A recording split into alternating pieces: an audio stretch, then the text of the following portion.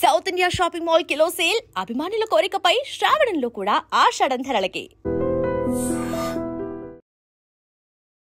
Triple murder case ఎప్పుడు sensation create చేసినటువంటి ఈ సామర్లకోటకు సంబంధించినటువంటి మాధురి తనతో పాటు ఇద్దరు పిల్లల హత్య case talk of the town గా మారింది.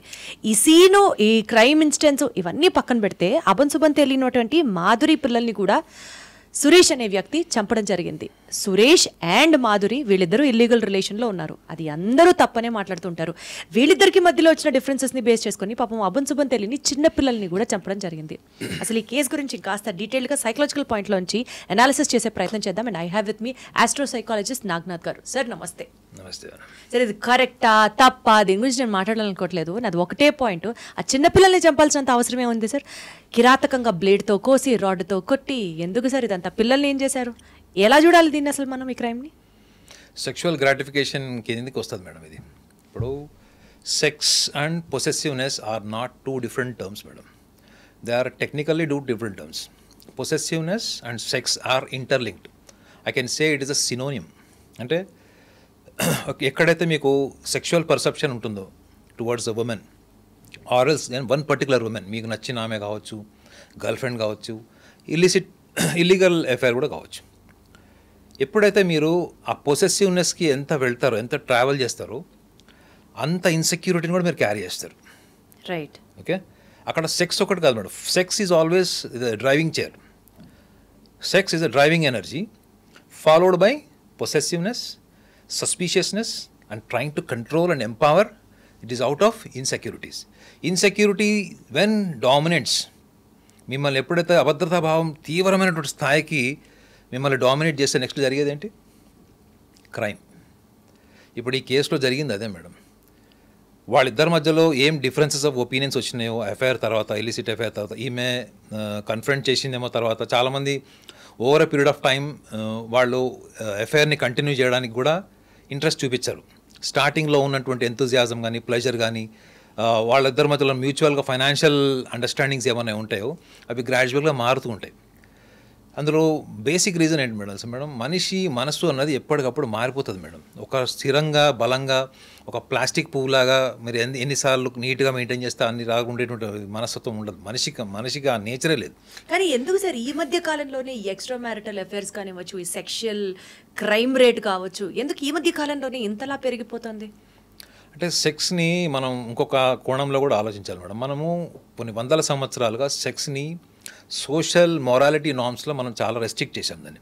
అంటే మీకు చిన్నప్పుడైతే అసలు చాలా నిర్బంధించినటువంటి పదాలతోని, అంటే చాలా భయభ్రాంతులు చేసేటువంటి పదాలతోని, లేదా మారల్లీ మిమ్మల్ని బాయ్కాట్ చేసేటువంటి పదాలతోనే మిమ్మల్ని చిన్నప్పుడు ఇన్ఫీరియర్ చేస్తారు. ముఖ్యంగా అమ్మాయిలకు ఎక్కువ చేస్తారు.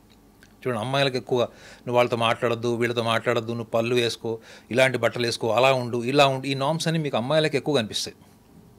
ఇప్పుడున్న మీరు మోడర్న్ జనరేషన్, ఇప్పుడున్న జనరేషన్లో ఎందుకు ఇలా ఉందంటే ఇప్పుడున్నటువంటి చాలామంది పేరెంట్స్ కూడా క్వాలిఫైడ్ పీపుల్, మినిమం గ్రాడ్యుయేట్స్ ఉన్నారు, లేదా సోషల్ మీడియా వల్లనో లేకపోతే ఎలక్ట్రానిక్ మీడియా వల్లనో కొంత అవేర్నెస్ వచ్చింది, టీవీ ఎంటర్టైన్మెంట్స్ వచ్చినాయి. టీవీలో కూడా మీకు ఓటీటీస్లో ఎలాంటి కండిషనింగ్ ఉంది చెప్పండి? మూవీస్లో సెక్షువాలిటీని ఎలా చూపిస్తున్నారు, వర్బలైజేషన్ ఎంత నాయిసీ ఉంది.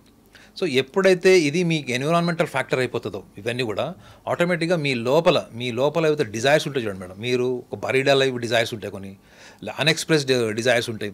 ఇవన్నీ కూడా మీకు ఒక ఫామ్ క్రియేట్ అవుతుంది మేడం సొసైటీలో. ఆ ఫామే ఈ ఇలిసిట్ అఫైర్స్ ఇవన్నీ. ఎందుకంటే ఆ అమ్మాయి ఇప్పుడు వీళ్ళిద్దరిలో ఆమెకి హస్బెండ్తో సంతృప్తి ఉందా లేదా, ఎందుకు ఇంత ఎఫైర్ పెట్టుకుంది అన్నదానికి డెఫినెట్లీ బయాలజికల్ రీజన్ ఒకటితో పాటు అటెన్షన్ కూడా ఉంటుంది మేడం. అటెన్షన్ ఇవ్వకపోవడం వల్లనే 10 మందిలో 6 ఇల్లిసిట్ అఫైర్స్ ఉంటాయి, మీకు తెలుసా? Attention is the best way to flirt any girl and any bye. ఎందుకంటే జనాలకి అటెన్షన్ సీకింగ్ అంత అలవాటు అయిపోయింది, అంత మెకానికల్. ఆ అటెన్షన్ సీకింగ్లో కూడా మళ్ళీ ఏంటి, స్టార్టింగ్లో ఉండేటువంటి అటెన్షన్ సీకింగ్, సరెండర్నెస్, అది ఉంటుంది చూడండి, డొసైల్ నేచర్ ఉంటుంది చూడండి, అబ్బాయి కానీ అమ్మాయి కానీ, గ్రాడ్యువల్గా వాళ్ళల్లో మళ్ళీ authority body language, authoritative sarcastic terminology వచ్చేస్తుంది. ఎప్పుడు వస్తుంది అది? Once there minds are getting saturated. అది ఫిజికల్ ఫామ్లో సాచురేషన్ కావచ్చు, అటెన్షన్ ఫామ్లో కూడా కావచ్చు. అంటే ఇవాళ వచ్చినటువంటి ఆ సెక్షువల్ అర్జ్, ఆ అటెన్షన్ సీకింగ్ ద్వారా వచ్చినటువంటి ఆ బాడీ నీడ్ని సాటిస్ఫై చేయడానికి టుడే వన్ పార్ట్నర్, టుమారో మళ్ళీ ఆ ప్లేస్లో ఇంకొక పార్ట్నర్ రావచ్చు, ఎల్లుండి ఇంకొక పార్ట్నర్ కూడా రావచ్చుగా మీరు చెప్పిన దాని ప్రకారం. ఇది మీరు ప్యూర్ సైకలాజికల్ యాంగిల్ అడుగుతున్నారు కాబట్టి ఇందులో మేజర్ పార్ట్ ఏముంటుంది తెలుసా మేడం, మీరు స్కూల్ నుంచి అబ్బాయిలని అమ్మాయిలు చూసుకోండి, ఈవెన్ వాళ్ళు గ్రాడ్యుయేషన్ స్టేజ్ నుంచి లేదా ఎంప్లాయ్మెంట్ స్టేజ్కి వచ్చినా కానీ వాళ్ళకు ఉండేటువంటి one of the best weakness ఏముంటుందంటే అప్రిసియేషన్ మేడం. మీకు అటెన్షన్ ఒక టైప్ ఆఫ్ అప్రిసియేషన్ మీకు తెలుసా, మీకు ఆప్టికల్ స్టిమ్యులై. ఒక అమ్మాయిని ఒక అబ్బాయి రోజు చూస్తున్నారంటే ఫస్ట్ ఆ అబ్బాయి ఎలా ఉన్నాడు, ఆ అమ్మాయి ఎలా ఉంది అని ఫస్ట్ రూపురేఖలా చూస్తారు స్టార్టింగ్లో. ఎందుకు, అప్పుడు పరిచయాలు కూడా ఉండవు కాబట్టి. గ్రాడ్యువల్గా అదే అటెన్షన్ మీకు గ్రాడ్యువల్గా ఇంకా అది ఇంటెన్స్ పెరిగింది అనుకోండి, అప్పుడు మీ హార్మోనల్ హైజాకింగ్ కూడా స్టార్ట్ అవుతుంది. సో ఇట్లా హార్మోనల్ హైజాకింగ్ జరిగిన తర్వాతనే వాళ్ళిద్దరి మధ్యలో ఒక ఇంటిమెసీ జరుగుతుంది. ఈ ఇంటిమెసీ డెవలప్ చేసుకోవడానికి మనం ఒక షుగర్ కోటింగ్ పదాలు ఏం వాడతామంటే love, caring and else. Otherwise my husband is not caring, my husband is not paying attention, he lost all the respect, he lost all the love what he had before marriage and marriage after having one son or one kid. ఇవన్నీ ఎవరికి advantage అవుతున్నాయి, ఈ bye ఫ్రెండ్కి advantage అవుతుంది, girl ఫ్రెండ్కి అంటే already పెళ్ళై పిల్లలు ఉన్న వాళ్ళకి అడ్వాంటేజ్ అవుతుంది. కానీ సార్ పాపం అభంశుభం తెలియని ఆ పిల్లల్ని కూడా చంపేస్తున్నారు కదా. ఇవాళ జరిగిన ఈ సంఘటనే కానివ్వచ్చు, రీసెంట్గా జరిగినటువంటి తల్లే పిల్లలకి పెరుగన్నంలో విషం కలిపి పెట్టి పిల్లలకి విషయం తెలిసింది, మా ఇద్దరి మధ్యలో పిల్లలు అడ్డొస్తున్నారు, పిల్లలందరికీ చెప్పేస్తారు అని చెప్పి వాళ్ళని చంపేయడం కానివ్వండి. ఈ చిన్న పిల్లలు ఏం తప్పు చేశారు సార్? వాళ్ళని ఇప్పుడు ప్రేమ అనేది ఆ పార్ట్నర్ వైపు ఎట్లయితే ఉంటుందో కడుపును పుట్టిన పిల్లల మీద కూడా అంతే ఉంటుంది కదా. పిల్లల్ని చంపడం అంత అమానుషమైన చర్య ఇంకొకటి ఉండదు కదా సార్. అక్కడ ప్రేమని తీసుకోవద్దు మేడం, బాధ్యతని తీసుకోవాలి. ఇప్పుడు తల్లిదండ్రులకు ఇప్పుడు నిజంగా అనకూడదు కానీ చాలా మందికి సిగ్గు శరం లేదని చెప్పొచ్చు. ఎందుకంటే నేను రోజు చూస్తా కాబట్టి, కౌన్సిలింగ్ చేస్తా కాబట్టి నేను చెప్తున్నాను. తల్లిదండ్రులు పిల్లలకు ప్రేమ నేర్పించడంలో ఫెయిల్ అయిపోయారు మేడం. ఎప్పుడో ఫెయిల్ అయ్యారు, ఇప్పుడే కాదు. లేకపోతే ఇంత క్రుయాలిటీ ఎస్టాబ్లిష్ కాదు. నేను తల్లిదండ్రులను బ్లేమ్ చేయట్లేదు. నార్మల్గా ఏంటంటే మీ పిల్లలకు మీరు బాధ్యత నేర్పించండి. బాధ్యత అంటే ఏంటి మేడం, మీ బాడీ మైండ్ కోఆర్డినేషన్ ఉంటుంది, మీరు పరిస్థితులకు తగ్గట్టుగా ఉంటారు. పరిస్థితులకు తగ్గట్టుగా ఉండకుండా మీరు ఇది లవ్, ఇది మీరు ఇలా ఉండాలి, మీరు wrong definition of love. In fact అంటే ప్రేమ అన్నదానికి వీళ్ళు ఒక డిఫరెంట్ మీనింగ్ ఏం క్రియేట్ చేశారు. ప్రేమ అనగానే వాళ్ళకు ఒక కండిషనింగ్ ఆఫ్ మైండ్ ఉంటారు. Either you should get married or else love or else having socially ethically accepted relation. అది జరిగితే మనకి ఇవాళ కొత్తగా ఎఫ్ఐఆర్లు బయటపడుతున్నాయి మేడం. మీరు 100 సంవత్సరాల కింద 200 సంవత్సరాల కింద ఎఫ్ఐఆర్స్ లేవని మీరు ఎట్లా అంటారు? అప్పుడు బయటపడలేదు, ఇంత పబ్లిసిటీ రాలేదు. బట్ ఇప్పుడు ఈ మాధురి కేసులో మీరు చూడండి మేడం, మాధురి కేసులో అతను మర్డర్ చేశాడు, పిల్లల్ని కూడా దారుణంగా చంపేశాడు. అతను చంపడం వెనక కేవలం ఆమె మీద ఉన్న గ్రడ్జ్, వాళ్ళిద్దరి మధ్యలో ఉన్నటువంటి ఆ ఇంటెన్స్ వెండెక్టివ్నెస్ ఏదైతే ఉందో అది ఎంత కామన్ సెన్స్ నుంచి దూరం వెళ్ళిపోయాడంటే ఆ పిల్లల్ని చంపుతున్నానన్నటువంటి కనీస ఇంగిత జ్ఞానం కూడా లేదు అడిగి. అంటే అర్థం ఏంటి, వీళ్ళిద్దరి మధ్యలో రగిలినటువంటి ఆ అగ్ని చూడండి, అది everything related to the sexuality. అది మీరు ఒప్పుకోకపోయినా వాళ్ళిద్దరి మధ్యలో అట్రాక్షన్, హస్బెండ్ ఉన్నాడు, హస్బెండ్తో మంచి రిలేషన్ కూడా ఉంది. ఉన్న తర్వాత వీళ్ళిద్దరి మధ్యలో ఎంత పోక్ చేసి ఉంటుందంట, వాళ్ళిద్దరి మధ్యలో ఈగోస్ కానీ గ్రడ్జ్ కానీ, నిన్నొక్కదాన్ని చంపితే కాదు నీ పిల్లల్ని కూడా చంపుతాను అనేటువంటి స్థాయికి ఎక్కడికి పోయింది అది. మీరు అక్కడ చూడండి మేడం, అతను చంపుతున్నప్పుడు అతనికి కూడా తెలుసు రేపు పొద్దున ఈ క్రైమ్లో ఇరుక్కుంటాడని తెలుసు. ఆమెను చంపేటప్పుడు ఇది కేవలం మనం ఏం చూస్తున్నామంటే ఆ రోజు చంపేయడం మనం చూస్తున్నాం మేడం. ఈ చంపాలి అనే ఉద్దేశం అతనికి ఎప్పుడో బీజం ఎప్పుడో పడిపోయింది. అది వాళ్ళిద్దరికి డిఫరెన్సెస్ వస్తున్నాయి ఈ మధ్య కాలంలో. అతను ఆమెను థ్రెటన్ కూడా చేసి ఉంటాడు మేడం, నేను నిన్ను చంపుతాను, నీ మొగుడిని చంపుతాను, నీ పిల్లల్ని చంపుతాను అని కూడా థ్రెటన్ చేసి ఉంటాడు. కానీ చాలామంది ఏమనుకుంటారంటే థ్రెటనింగ్ చేసేవన్నీ కూడా చెయ్యరు అనుకుంటారు. కానీ నేటి సమాజంలో ఏమైపోయింది తెలుసా మేడం, చాలామంది కూడా వాళ్ళకి ఏమన్నా ఒకవేళ హామ్ జరిగింది, లేకపోతే వాళ్ళ పరువు, ముఖ్యంగా పరువు, నా పరువు పోతుంది, నా కుటుంబ సభ్యుల పరువు తీస్తున్నారు వీళ్ళు అనుకుంటే ఫస్ట్ వీళ్ళకి వస్తున్నటువంటి ఇన్స్టింక్ట్ ఏంటంటే కిల్లింగ్. ఎందుకు అంటే అది లైఫ్ ఫ్రస్ట్రేషన్ కావచ్చు, నీ అప్బ్రింగింగ్ చైల్డ్హుడ్ కావచ్చు, నీ ఎన్విరాన్మెంటల్, నీ ఫ్రెండ్స్ నీకు ఉన్నటువంటి సమాజం కావచ్చు, వీటి అన్నిటిలో కూడా ఎక్కడ కూడా మీకు ఇంటలెక్చువల్లీ మేనేజ్డ్ రెస్పాన్సిబిలిటీస్ అనేది ట్రైనింగ్లో లేదు madam. You got my point no. You are not trained to become responsible during your childhood. మీకు చిన్నప్పటి నుంచి ఏం నేర్పిస్తారు, the compulsive of your education and your socially dignified relations, ఇవన్నీ నేర్పిస్తారు మీకు. అవన్నీ ప్రాక్టికల్ లైఫ్లో ఎంతవరకు అంటే మళ్ళీ again person to person it is very. కానీ ఇక్కడ మీకు పెరుగులో అన్నం పెట్టి చంపేసింది బాయ్ ఫ్రెండ్ అన్నప్పుడు ఈ మధ్యకాలంలో బాయ్ ఫ్రెండ్తో కలిసి మోర్ దాన్ 500 మర్డర్స్, భార్యలు భర్తలను చంపినటువంటి సర్వే వచ్చింది. What make them to kill the husband? It is a compulsiveness of one particular body. The body అంటే ఎవరు, ఎక్స్ట్రా ఎఫ్ఐఆర్ పెట్టుకున్నటువంటి ఇలిసిట్ ఎఫ్ఐఆర్ పెట్టుకున్న వ్యక్తి, నాకు ఇతనే సర్వస్వం, ఇతను నా జీవిత భాగస్వామి లేదా ఇతని జీవితాంతం నాతోనే ఉంటాడంటే కంపల్సివ్నెస్లోకి వెళ్ళిపోయినప్పుడు you always think that you can escape from the responsibilities which you have committed during the marriage. మీరు పెళ్ళి ఏంటి మేడం, పెళ్ళి బాధ్యత.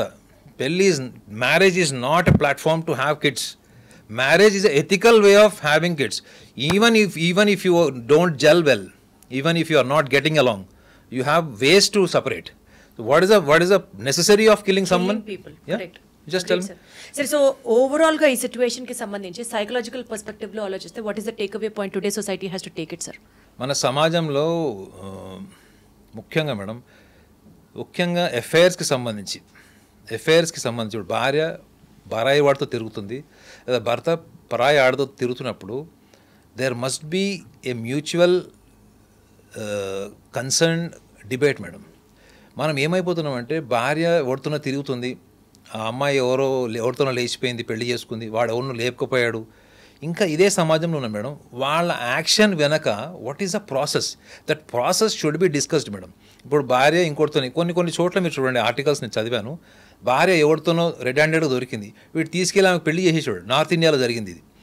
భర్త కూడా ఒక సినిమా వచ్చింది కదా, మా ఆవిడ మీద ఒట్టు మీ ఆయన చాలా మంచోడు, సంథింగ్ ఇట్స్ లైక్ దట్. వాళ్ళిద్దరూ లవ్ చేసుకుంటారు పెళ్ళైన తర్వాత, అండ్ ది హస్బెండ్ వాళ్ళిద్దరికి పెళ్లి చేస్తాడు. ఇప్పుడు హస్బెండ్స్ కూడా అట్లానే ఎక్కడికి వెళ్ళిపోతారంటే దాన్ని మోరల్లీ తీసేసుకుంటారు, మోరల్లీ సెక్షువల్లీ తీసుకుంటారు తప్ప, లేకపోతే బ్యాక్ స్టాబింగ్ కింద అట్లా తీసుకుంటారు. కానీ ఆమె ఆల్రెడీ ఆమె కన్ఫెస్ చేసేసుకుంది అక్కడ. ఈ అబ్బాయి కూడా ఆ అమ్మాయితో ఎఫైర్ పెట్టుకున్నాడు. సో వీళ్ళిద్దరికి పెళ్ళైనప్పుడు there must be a harmonious environment madam. ఈ హార్మోనియస్ ఎన్విరాన్మెంట్ని స్పాయిల్ చేసుకునేది పార్ట్నర్సే. ఫస్ట్ అది తిరియంగానే దాన్ని వాయలెంట్ రియాక్షన్ ఉంటుంది. అఫ్కోర్స్ పొసెసివ్నెస్ అనేది భార్యాభర్తలకు వాళ్ళిద్దరి మధ్యలో ఒక 7 to 10 years రిలేషన్స్లో ఉంటుంది. But what in the process of relation, వీళ్ళిద్దరి మధ్యలో 10 సంవత్సరాలు 7 సంవత్సరాల రిలేషన్లో వీళ్ళు ఏం మిస్ అవుతున్నారు, వీళ్ళు ఏమి ఇస్తున్నారు అన్నది వీళ్ళు డిస్కస్ చేసుకోవట్లేదు మేడం. అదే ఈ మాధురి కేసులో జరిగి ఉంటుంది. ఆమెకి హస్బెండ్ నుంచి అంత అటెన్షన్ లేదా, మిగతా అదర్ ఫ్యాక్టర్స్ బెనిఫిట్స్ అతని నుంచి ఏం లేవా అనేది ఆమెకి ఇంకో డిస్సాటిస్ఫాక్షన్ లేకపోతే రెండో పర్సన్ ఎట్లా జీవితంలోకి వచ్చాడు? సో వచ్చినప్పుడు దాన్ని యాక్సెప్ట్ చేయడము, లేకపోతే దానికి ఒక సొల్యూషన్ ఏంటంటే either they should take divorce. ఇప్పుడు చూడండి మేడం, వాయిలెన్స్ కామన్ అయిపోతుంది, చూసినా మీరు గ్రాడ్యువల్లీ ఫ్యామిలీస్లోకి వాయిలెన్స్ వచ్చేసింది, క్రిమినాలిటీ వచ్చేసింది. దాని బదులు బెస్ట్ సొల్యూషన్ ఏంటి మేడం, మీరు చూశారు, మీలో జరిగింది, ఓకే, రేపు పొద్దున, ఎందుకంటే వీళ్ళిద్దరిలో ఎవరు చనిపోయినా పిల్లలకు ప్రాబ్లమే, అవునా, హత్య కాబడ్డారు, అది ఎంత ట్రామాటిక్ మెమరీ అది.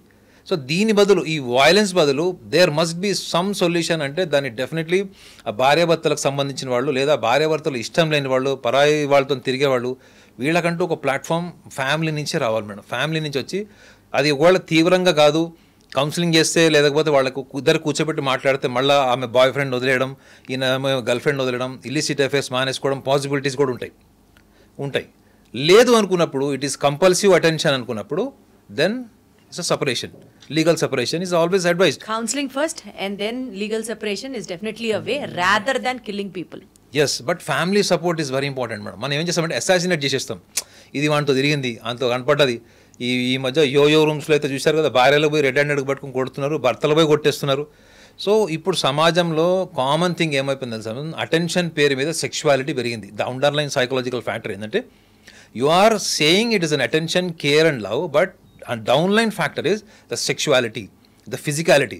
If it is not physicality, sexuality, your boyfriend is not giving something more valuable than your husband has been giving to you. But the woman is denying, the husband is denying, the wife is denying, and the husband is denying. So ఈ denial mechanism అనేది ఎక్కడి నుంచి వస్తుంది అనుకుంటే మాత్రం, you are being irresponsible for the platform as given by the society. Done, sir. As a wife and husband, that's all. So ఆ responsible factor దగ్గర ఆలోచించడం స్టార్ట్ చేస్తే మేబీ ఇలాంటి క్రైమ్ రేట్ ఫ్యూచర్లో అయినా తగ్గించడం వాళ్ళం అవుతారేమో. Thank you so much sir, thank you.